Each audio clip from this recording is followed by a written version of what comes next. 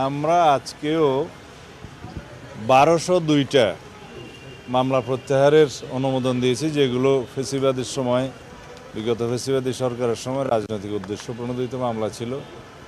এগুলো প্রত্যাহারের জন্য আজকে অনুমোদন দেওয়া হয়েছে। এর আগে আমি এখানে আসার পরে 1006টা মনে হয় অনুমোদন দিয়েছিলাম। আর যে সমস্ত মামলা প্রত্যাহারের জন্য বিগত ইন্টারিম সরকারের সময় উদ্যোগ নিয়েছিল, রাজনৈতিক উদ্দেশ্যে হয়রানিমূলক, মিথ্যা এবং বানোয়াট মামলা দিয়েছিল, বিগত 17 বছরে রাজনৈতিক কর্মী সহ অন্যান্য সমাজের বিভিন্ন স্তরের মানুষের বিরুদ্ধে, সাংবাদিক সহ, সেই সমস্ত মামলায় বিবেচনা করা হয়েছিল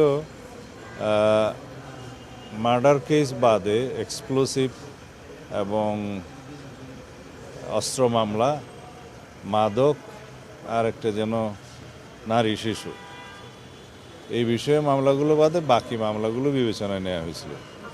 কিন্তু আমার বিরুদ্ধে বহু মার্ডার কেস দেওয়া হয়েছে, বিস্ফোরক তো আছেই, অস্ত্র মামলা আছে, রাজনৈতিক উদ্দেশ্যে এরকম মামলা দেয়া হয়েছে। এগুলো সত্যিকারভাবে যেগুলো রাজনৈতিক উদ্দেশ্যে দেয়া, এগুলো যাচাই বাছাই করে পুনরায় রাজনৈতিক মামলাগুলো প্রত্যাহারের বিষয়ে আমরা আর একটা উদ্যোগ নিচ্ছি, এবং এটা যাতে কোনো অপব্যবহার না হয় সেজন্য যথেষ্ট সতর্কতা অবলম্বন করার জন্য কি করা যায়, কিভাবে যাচাই বাছাই কমিটি করা যায়, সেগুলো চিন্তা করছি। এটা আজকে কালকের মধ্যে সিদ্ধান্ত হবে।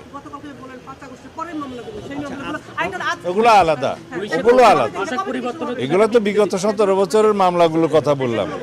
কিন্তু 5 আগস্টের পরে যে সমস্ত মামলায় শয়ে হাজারে হাজারে আসামি করা হয়েছে, এরকম কিছু মামলা আছে।